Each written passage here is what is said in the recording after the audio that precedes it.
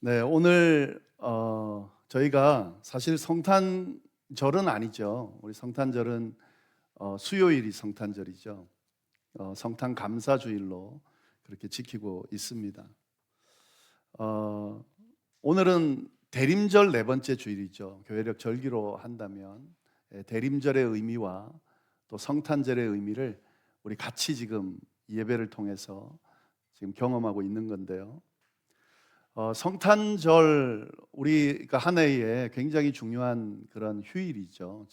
그 세상 사람들에게 굉장히 축제 같은 그런 날이죠. 그래서 세상 사람들은 이 성탄절을 아주 공휴일, 즐거운 날, 가족과 함께하는 날, 기쁘고 즐겁게 우리가 또 축제처럼 보내야 될 날, 뭐 이렇게 이제 생각을 하면서 보내지만 사실 그리스도인들에게는 단지 그런 날이 아니죠. 단지 그렇게 축하하고 보내기에는 너무너무 중요한 의미가 있는 그런 날입니다. 예수님이 태어나셨다. 그 탄생의 의미가 뭔지를 묵상하면서 보내는 날이 바로 성탄절입니다. 그래서 이 대림절이 중요한 겁니다. 그냥 성탄절 당일만 우리가 축하하고 보내는 것이 아니라 그 전 4주 동안 이 성탄의 의미를 우리가 생각하면서 이미 오신 주님, 또 다시 오실 주님의 그 의미를 생각하면서 보내기 때문에 이 대림절 중요한 겁니다. 올해 우리가 대림절 기간 동안 기다림에 대한 의미를 가지고 우리가 말씀을 나눴습니다. 기독교의 기다림, 또 이 대림절이 의미하는 기다림은 어떤 것이 우리가 4주 동안 함께 말씀을 나눴습니다. 좀 얘기를 해보면은요, 이 기독교의 기다림은 축복이다라는 말씀을 드렸습니다. 기독교의 기다림 자체가 축복이다 하는 거죠. 하나님께서는 이 기다림의 시간을 그냥 의미 없이 막 그렇게 보내면서 그렇게 기다림의 시간을 보내라고 하시지 않고요. 이 기다림의 시간을 통해서 우리로 하여금 하나님의 존재를 알게 하시고 또 하나님이 우리를 위해 어떤 일을 행하셨는지를 알게 하심으로 이 기간 자체가 하나님과 교제하는 그런 축복의 시간이 되도록 하신다. 이게 기다림의 의미입니다. 또 기다림은 기독교의 기다림은 약속이다 그랬습니다. 약속에 근거한 기다림이다 하는 거죠. 막연하게 뭐 어떤 결과가 주어질지 안 주어질지도 모르고 그렇게 막연하게 기다리는 이 기다림은 어떤 의미에서는 굉장히 답답한 그런 기다림일 수 있죠. 근데 기독교의 기다림은 그렇지가 않습니다. 하나님께서 당신을 드러내 주시고 그리고 당신이 약속해 주신 그 약속의 근거에서 그 약속이 이루어질 것을 기다리는 것이 바로 기독교의 기다림이다 하는 거죠. 그래서 이스라엘 백성들 또 수많은 믿음의 사람들이 오랜 시간 그 기다림을 포기하지 않고 할 수 있었던 이유는 한 번도 거짓말하지 않으시는 신실하신 하나님의 그 약속이 있기 때문에 그 약속이 언젠가는 이루어질 것이라고 믿었기 때문에 그 약속을 의지하고 기다릴 수 있었던 거죠. 그래서 기독교의 기다림은 약속에 근거한 기다림이다라는 말씀을 드렸습니다. 그리고 지난주에는 이 기다림이라고 하는 것이 준비가 필요하다라는 말씀을 드렸습니다. 그냥 멍하니 앉아서 시간만 보내면 되는 것이 아니라 준비해야 된다. 예수님을 맞을 준비를 해야 된다라는 말씀을 드렸습니다. 근데 뭘 준비하면 되는가? 회개하면서 준비해야 된다라는 말씀을 드렸습니다. 이 회개라는 것이 단순하게 죄 짓지 않는 것을 의미하는 것이 아니고요. 죄라고 하는 것이 하나님을 향해야 될 인간의 삶이 틀어진 것을 의미하는 것이기 때문에 그걸 바로잡는 것이 바로 회개다라는 말씀을 드렸습니다. 그렇기 때문에 우리의 삶의 방향이 하나님을 향해 있는가 아니면 하나님을 등지고 있는가 돌아볼 필요가 있고, 만약에 우리가 바라보는 삶의 시선이 방향이 하나님이 아니라면 빨리 돌이킴으로 하나님을 향해 우리의 시선을 고정하는 회개하는 준비가 있을 때에 이 기다림의 약속이 우리의 것이 될 수 있다라는 말씀을 드렸습니다. 믿는 자라면 내가 지금 바라보고 있는 이 하나님이, 또 하나님을 바라보고 있는 나의 시선이 고정되어 있는가를 늘 점검하면서 이 기다림의 시간을 준비해야 될 것이고, 믿지 않는 자라면, 또 교회를 다니지만 아직도 예수를 나의 구주로 영접하지 못한 분이라면 빨리 내 시선을 하나님께로 고정하고 내 인생을 하나님께 맡겨드리면서 예수님이 나의 구세주입니다 라고 하는 것을 받아들이는 이런 준비가 필요하다라는 말씀을 드렸습니다. 그게 기독교의 기다림의 의미다 하는 거죠. 자, 오늘은 마지막으로 이 기다림과 관련되는 내용을 나눌 텐데, 기다림의 완성이라는 제목으로 오늘 말씀을 좀 나누도록 하겠습니다. 기다림이라고 하는 것이 축복이고 또 약속에 근거한 거고, 그리고 준비가 필요한 거 다 알겠는데, 이 기다림이라고 하는 것은 최종적으로 그 기다림이 잘 완성돼야 의미가 있다 하는 사실을 우리가 잊으면 안 된다는 거죠. 여러분 혹시 망부석이라는 말 들어보셨죠? 우리 이 미국에서 자라거나 태어난 우리 자녀들은 좀 모를 수가 있는데요. 망부석이라는 말이 있습니다. 한자로 하면 그리울 망, 산의 부, 그리고 돌석, 이 단어로 되어 있는 겁니다.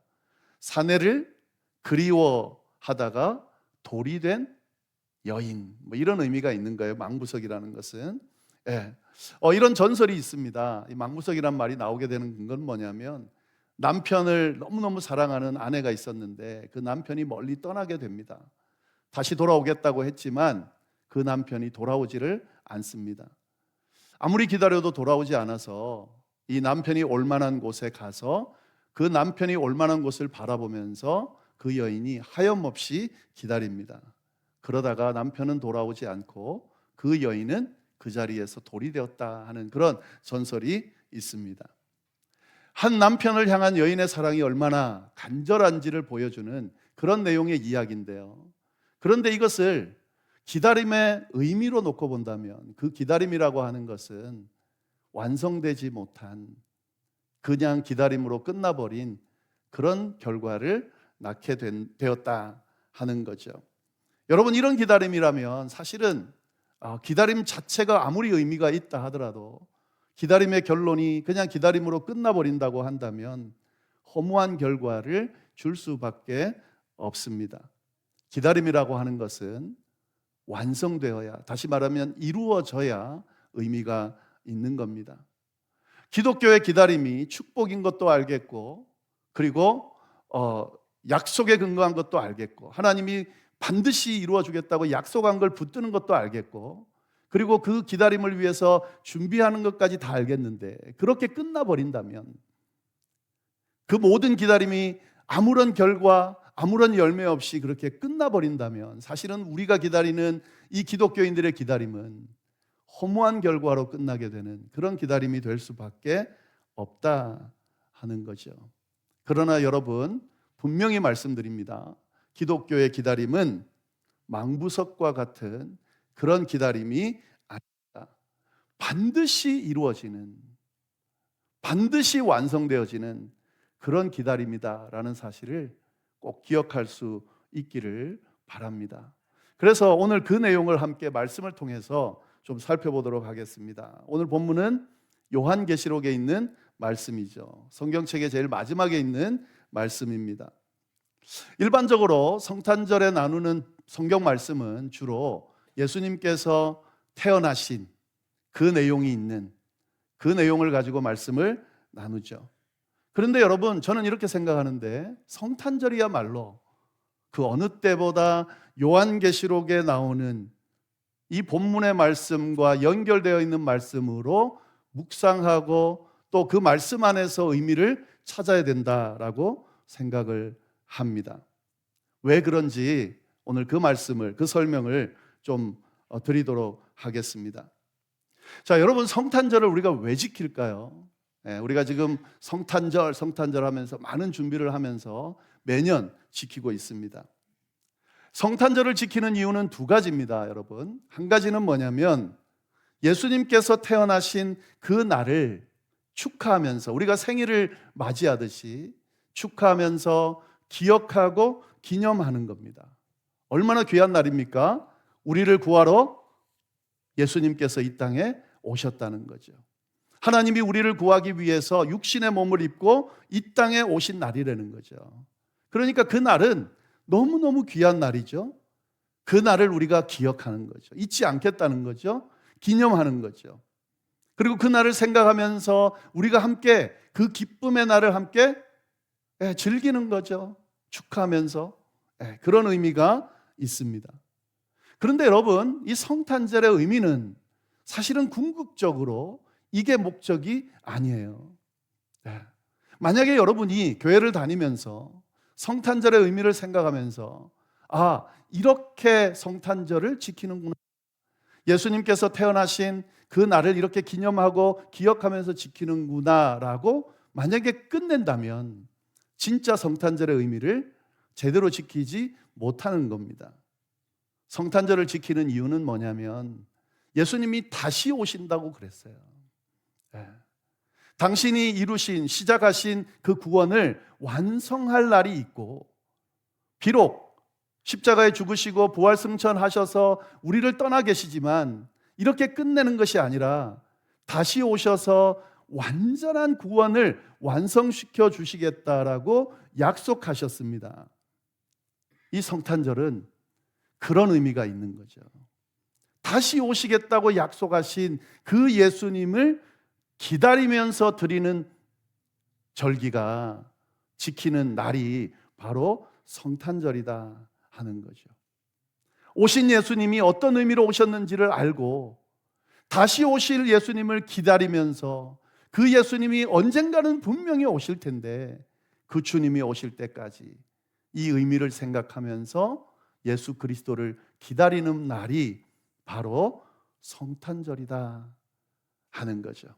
그래서 항상 성탄절은 이 두 가지를 늘 염두에 두셔야 됩니다. 오신 예수님과 다시 오실 예수님을 기억하면서 기다리는 거죠. 이런 이 초림이라 그러죠. 예수님이 오신 건 초림이라고, 처음 오신 거라고 그러고, 다시 오시는 건 재림이라 그러죠.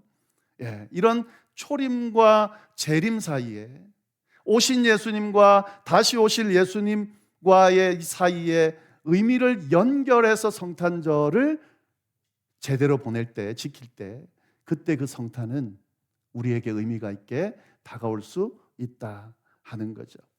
자, 그러면 이 두 가지를 연결하는 것 중에 핵심되는 내용이 뭘까? 오신 예수님과 오실 예수님을 연결해 줄 수 있는 핵심 내용은 뭐냐?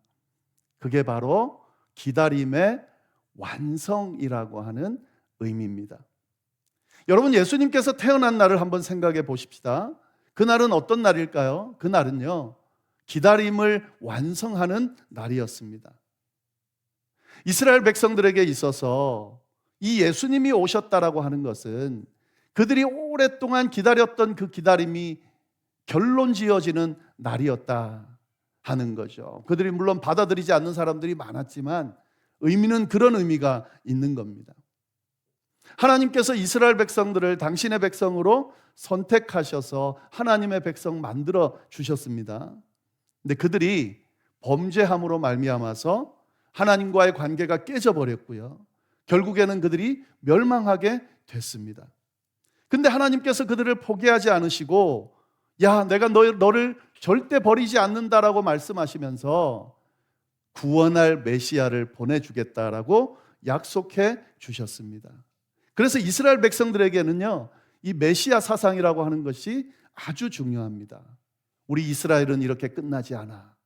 하나님께서 우리를 구원할 메시아를 보내주신다고 약속해 주셨어.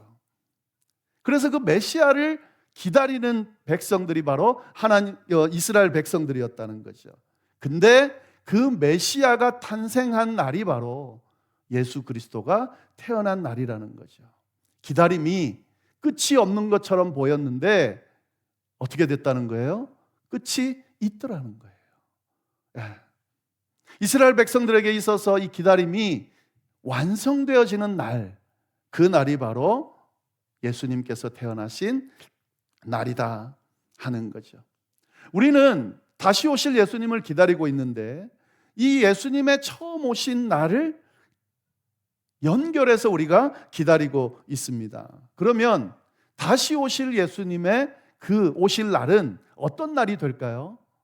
기다림이 완성되는 날이 되겠죠. 우리가 이 내용 기억할 수 있어야 됩니다. 처음 오신 예수님이 이스라엘 백성들이 기다리다가 그 기다림이 완성되는 것처럼 되었던 것처럼 우리가 다시 오실 예수님을 지금 기다리고 있는데 그 기다림은 반드시 완성될 거다라고 하는 확신을 가지고 기다릴 수 있을 때 그때 이 재림을 기다리는 성탄의 의미를 우리가 바로 이해할 수 있다 하는 거죠. 그래서 성탄절마다 뭘 묵상하셔야 되냐면 오신 예수님을 묵상할 때 약속대로 오셨어. 진짜 오셨어. 그 숱한 시간 오시지 않을 것처럼 그렇게 오랜 시간을 끌고 또 때로는 하나님이 마치 계시지 않는 것처럼 힘들고 어려운 시간을 쭉 보내왔지만 근데 결국에는 그 모든 것들을 해결해 줄 구원자 예수님이 오셨어 라고 기억하는 것처럼 다시 오시겠다고 약속하신 그 주님은 반드시 오실 거라고 믿고 그 오실 주님을 우리가 기다리는 그 날이 성탄절이라는 것을 잘 기억하면서 보낼 수 있어야 된다 하는 거죠. 성탄절은 우리의 기다림이 완성되는 날입니다. 여러분 그걸 기억하면서 하나님께서 우리의 기다림을 언젠간 끝내주실 거다 확신하면서 그렇게 성탄절을 기쁨으로 맞을 수 있기를 간절히 바랍니다. 한 가지만 더 말씀드리겠습니다. 그러면 이 완성되어지는 기다림의 그 순간이 어떻게 될까? 근데 하나님께서는 이 요한이라고 하는 사람을 통해서 그날의 어떤 모습일지를 맛을 볼 수 있게끔 그렇게 기록해 주셨습니다. 요한이 이 말년에요, 죽기 직전에 환상 가운데 하나님이 보여주시는 환상을 봤는데 그 중에 하나가 이 내용입니다. 예수님께서 재림할 때에 어떤 모습일지 반드시 예수님께서 다시 오실 건데 그날에 어떤 일이 일어날지를 보여주셨습니다. 그래서 이 완성된 날에 보여질 그날의 모습은 어떠한지 우리가 이 말씀을 통해서 조금만 보면 좋겠습니다. 요한이 예수님께서 재림하실 때에 본 기다림이 완성되는 순간에 뭘 봤냐면 1절 말씀이죠. 내가 새 하늘과 새 땅을 보니 처음 하늘과 처음 땅이 없어졌고 바다도 다시 있지 않더라. 예수님께서 재림하시는 그날 우리의 기다림이 완성되는 날 어떤 일이 일어나냐면 새 하늘과 새 땅이 임할 것이다 하는 거죠. 여러분 이것은 우리에게 있어서 정말 큰 복음입니다. 왜냐하면요 인생을 조금만 살아보면 이런 경험을 많이 하죠. 세상이 왜 이렇게 타락되어 있는가? 세상이 왜 이렇게 불공평한가? 세상이 왜 이렇게 부조리한가? 세상이 왜 이렇게 돌아가고 있는가? 한탄하는 목소리들이 많습니다. 왜 이렇게 세상에는 슬픔이 끊이지 않고 고통이 끊이지 않고 문제가 끊이지 않고 이렇게 세상은 전쟁도 많고 다툼도 많고 시기도 많고 질투도 많고 세상은 왜 이렇게만 흘러가고 있는가? 한탄하는 분들이 분명히 있을 겁니다. 왜 그럴까요? 여러분 구조적으로 잘못되어 있기 때문에 그렇습니다. 이 세상은 죄로 인해서 타락되어 있어요. 파괴되어 있다고요. 하나님 앞에 죄로 인해서 죄를 지음으로 인해서 더 이상 이 세상이 하나님이 만드실 때의 모습이 아닌 그런 모습으로 되어 있습니다. 사람도 그렇고 온 우주 만물이 다 그렇게 되어 있습니다. 그러니까 이 구조 안에 있기 때문에요. 끊임없이 이 파괴되어 있는 잘못되어 있는 구조 안에서 이런 일들이 일어날 수밖에 없는 거죠. 이게 바뀌기 전까지는요. 우리가 이런 고통의 순간, 괴로움의 순간, 부조리의 순간 이런 시간을 보낼 수밖에 없습니다. 바꿔야 돼요. 근데 이걸 바꾸는 거를 사람이 바꿀 수 있냐? 그렇지가 않습니다. 사람들이 이걸 바꿔놓으려고 애를 쓰죠. 근데 여러분, 바꾸려는 그 사람이 타락되어 있는데, 바꾸려는 그 사람이 깨어져 있는데 어떻게 바꿔요? 바꿀 수가 없죠. 바꾸려는 그 사람들이 이미 부족한 사람들인데, 자기 스스로를 추스르기도 힘든 사람들인데 어떻게 바꾸냐고요. 바꾸려고 노력하는 것, 그리고 틀린 것을 틀리다 말하는 것 맞지만 그들의 그 노력이 이 모든 구조를 바꿔놓을 수는 없는 겁니다. 유일하게 바꿀 수 있는 방법은 하나님께서 만드신 이 세상을 다시 회복시켜 주는 것밖에는 없다는 거죠. 기다림이 완성되는 예수 그리스도께서 재림하는 그날이 구조적으로 잘못되어 있는 이 온 우주 만물이 회복되어지는 날입니다. 새 하늘과 새 땅이 임한다는 의미는 그런 의미인 거죠. 우리가 기다리고 있는 그 기다림의 날은 예수께서 다시 오셔서 우리에게 베풀어 주실 그 은혜는 그렇게도 바꾸고 싶은 이 세상의 구조를, 또 내 삶의 구조를 완전히 바꿔주는, 완성시켜주는 새 하늘과 새 땅이 이루어지는 그 날이라는 것을 우리가 기억하면서 그 날을 기다리고 있다는 것을 잊지 말아야 됩니다. 그날은 새 하늘과 새 땅이 임하는 날이고, 처음 하늘과 처음 땅, 파괴된 그 땅과 하늘은 더 이상 이제는 없는 그 날이다 하는 거죠. 또 한 가지 더를 보면은요, 2절 말씀 보겠습니다. 2, 3절 말씀 보면 그 새 하늘과 새 땅이 이루어지는 그 날에 또 내가 봄에 거룩한 성 새 예루살렘이 하나님께로부터 하늘에서 내려오니 그 준비한 것이 신부가 남편을 위하여 단장한 것 같더라. 내가 들으니 보좌에서 큰 음성이 나서 이르되 보라, 하나님의 장막이 사람들과 함께 있음에 하나님이 그들과 함께 계시리니 그들은 하나님의 백성이 되고 하나님은 친히 그들과 함께 계시더라. 재림이 일어나는 날, 기다림이 완성되는 날, 어떤 일이 일어나냐면 하나님께서 우리와 그때 함께하게 계시더라 하는 거죠.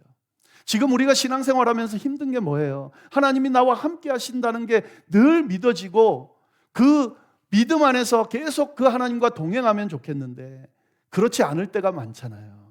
그렇잖아요. 우리 그걸 원하잖아요. 내가 힘들 때, 어려울 때, 답답할 때, 뭔가 해결되어지지 않을 때 살아계신 하나님께서, 내가 믿는 하나님께서 내 곁에서 함께 계시면서 계속해서 나를 지키시고 인도하시고 보호하신다는 걸 늘 경험하면서 그렇게 살고 싶은데 때때로는 그게 되어지지 않잖아요. 그래서 답답한 거잖아요. 마치 하나님이 나를 버리신 것처럼, 하나님과 나 사이가 멀리 떨어져 있는 것처럼 그렇게 느껴지기 때문에 힘든 거잖아요. 신앙생활 하면서도 그래서 힘든 거잖아요. 근데 여러분, 분명히 성경은 이야기합니다. 기다림이 완성되는 그날은 하나님께서 우리와 함께 하신다는 거죠. 영원토록 우리와 함께 하신다는 거죠. 그렇게 함께 하시면서 뭘 하실까? 4절 말씀 보겠습니다. 모든 눈물을 그 눈에서 닦아주시니 다시는 사망이 없고 애통하는 것이나 곡하는 것이나 아픈 것이 다시 있지 아니하리니 처음 것들이 다 지나갔음이로라.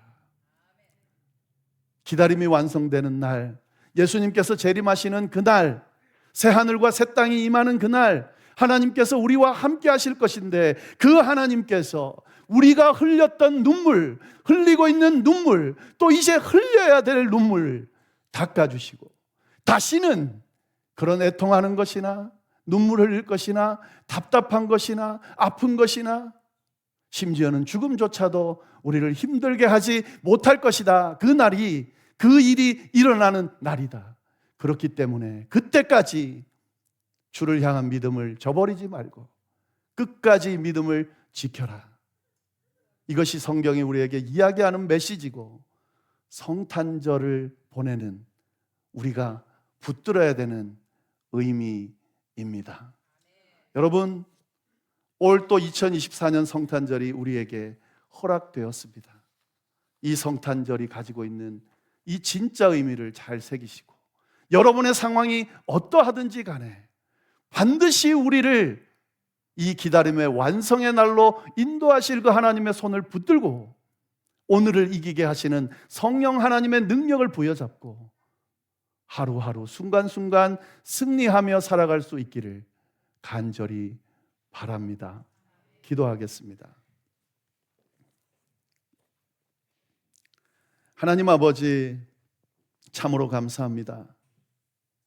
이렇게 또 성탄절을 우리에게 허락하시고 성탄의 의미를 말씀 가운데 또 깨닫게 하시고 또 이 성탄 안에 담겨 있는 하나님의 음성과 위로를 들을 수 있도록, 받을 수 있도록 인도하시니 참으로 감사합니다. 이 땅에 우리를 구원하러 오신 그 예수님, 그 구원을 완성하기 위해 다시 오실 것을 믿고 끝까지 우리의 믿음을 지킬 수 있도록 주여 인도하여 주옵소서. 하나님,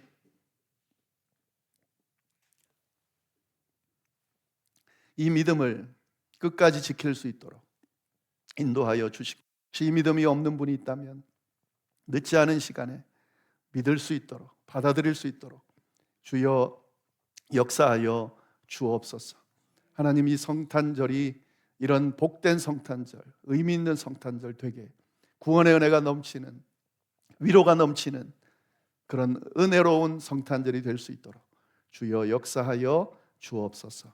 감사하며 예수님의 이름으로 기도드립니다. 아멘.